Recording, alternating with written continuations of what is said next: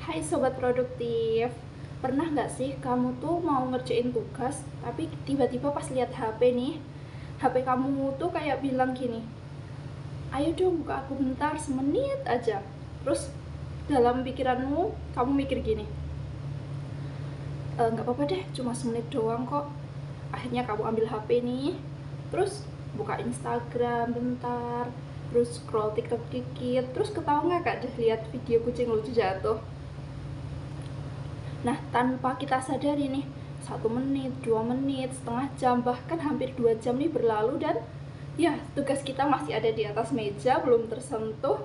Dan parahnya lagi nih, ini itu terjadi nggak hanya sekali dua kali, tapi berkali-kali.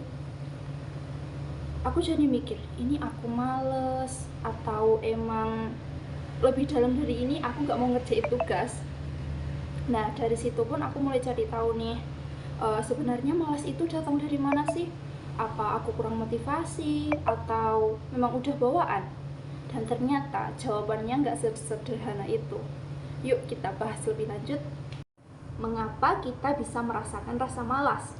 Dikutip dari artikel dari kumparan.com, ternyata rasa malas itu nggak datang secara tiba-tiba nih. Ternyata rasa malas itu berasal dari stres yang kita simpan secara diam-diam. Nah, tanpa kita sadari, tubuh kita memberikan sinyal kita untuk berhenti dahulu. Nah, kadang bisa lewat rasa mager, bisa juga kadang lewat scroll sosmed berjam-jam. Kemudian Kompas juga pernah mengutip hasil survei dari UNICEF yang menyebutkan bahwa 60% pelajar di Indonesia itu tidak nyaman belajar di rumah dan membuat motivasi mereka turun drastis. Hal ini disebabkan oleh kurangnya perhatian dan juga lingkungan yang gak mendukung. Jadi ternyata rasa malas itu muncul dari kondisi psikologis, lingkungan, dan juga gaya hidup kita sendiri. Dan menurut Detik Health, rasa malas itu juga menjadi tanda kalau kita kelelahan secara mental. Kalau udah gini, push diri sendiri terlalu keras malah menjadikan kita burnout. Kemudian setelah aku baca-baca nih, ternyata rasa malas itu nggak cuma satu loh. Dari Detik Health dan juga beberapa sumber psikologi lainnya menyebutkan ada beberapa tipe atau jenis rasa malas yang sering kita alami. Tapi sering nih kita nggak sadari. Yuk cek kamu ngalamin yang mana? Yang pertama, malas fisik. Nah, ini yang paling umum nih. Badan rasanya pegel banget mau gerak. Bisa karena kurang tidur, dehidrasi, atau memang beneran karena capek. Menurut artikel dari Kompas Health, kelelahan fisik jadi pemicu utama nih turunnya produktivitas remaja dan juga mahasiswa. Solusinya, jaga pola makan, istirahat yang cukup, dan juga olahraga meskipun ringan nih. Yang kedua, malas mental. Ini jauh lebih halus, karena nggak ngapa-ngapain sih, tapi kayak pikiranmu itu kayak, aduh nanti aja deh, males banget, kayaknya aku nggak mampu deh ngerjain ini. Biasanya hal ini itu disebabkan atau bisa muncul dari overthinking atau tekanan mental yang tidak tersalurkan. Biasanya butuh jeda dan juga self-talk positif buat gerak lagi. Yang ketiga, malas emosional.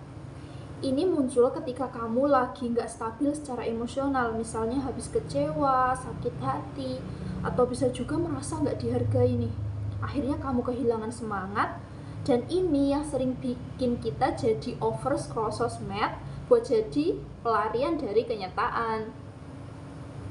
Detik.com juga menyebutkan bahwa 1 dari 4 anak muda pernah mengalami kehilangan motivasi karena tekanan emosional pribadi nih. Solusinya kamu bisa ngobrol sama orang-orang terdekat, ataupun bisa juga journaling, bisa juga coba tarik nafas panjang dan kasih ruang nih ke diri kamu sendiri. Yang keempat, malas karena tidak ada tujuan yang jelas. Ini sering banget nih terjadi. Kita nggak tahu kenapa harus mengerjakan sesuatu. Contohnya, ngapain sih capek-capek buat resume? Kan nggak ada yang baca. Ngapain sih belajar, kan ujung-ujungnya lupa. Nah, orang yang nggak punya target biasanya akan lebih cepat nih kehilangan motivasi. Makanya penting banget untuk kita memiliki tujuan yang jelas dan juga realistis. Kemudian yang kelima, itu adalah malas karena terbiasa menunda. Ini adalah tipe yang paling sering kita anggap normal. Padahal bahaya banget loh kalau ini jadi kebiasaan. Nanti aja deh, deadline-nya masih lama juga, tahu-tahu besok udah deadline. Nah, Kompas.com menyebutkan bahwa 46% pelajar di Indonesia terbiasa menunda tugas karena merasa belum mood atau kurang motivasi. Dan itu jadi sumber terbesar mendekati ujian, sumber stres terbesar mendekati ujian.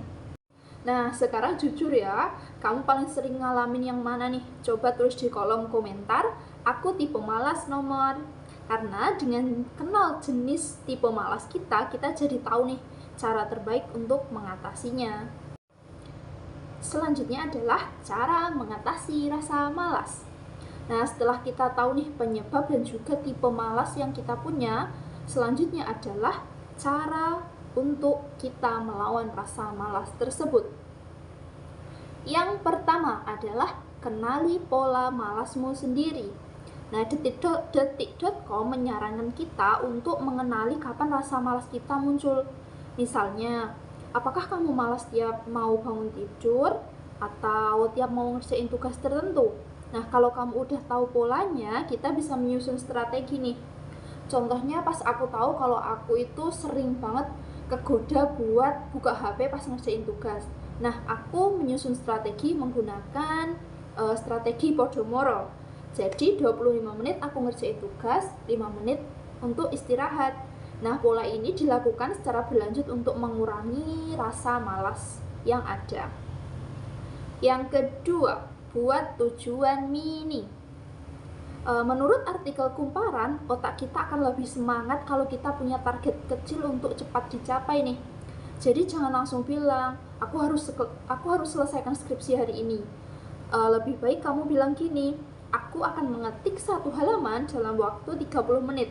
Nah, ini kan terdengar lebih realistis dan juga bisa dicapai nih. Selain itu juga tidak terlalu berat, jadi kita bisa merasa semangat untuk mengerjakan tugas kita.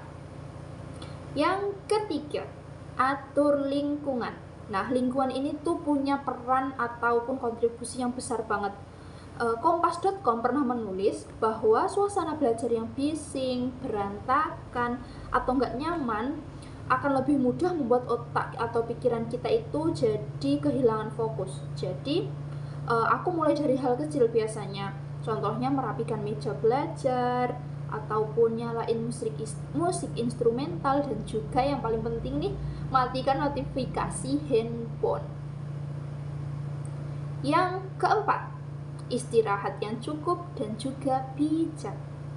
Liputan6.com juga mengingatkan kadang rasa malas itu muncul karena tubuh memang capek, kurang tidur, kebanyakan tugas, ataupun terus-menerus multitasking bikin otak kita itu mogok kerja. Jadi jangan ragu buat istirahat, tapi ingat istirahat itu jeda, bukan kabur. Nah, jadi rasa malas itu bukan musuh yang harus kita maki-maki ya. Dia itu sinyal, tanda bahwa ada yang perlu kita perbaiki nih, entah dari jadwal, lingkungan, atau bahkan pikiran kita sendiri. Kita semua pernah malas, aku, kamu, dan juga orang-orang yang kelihatannya super rajin pun, pasti mereka juga pernah redup dan juga mengalami rasa malas ini.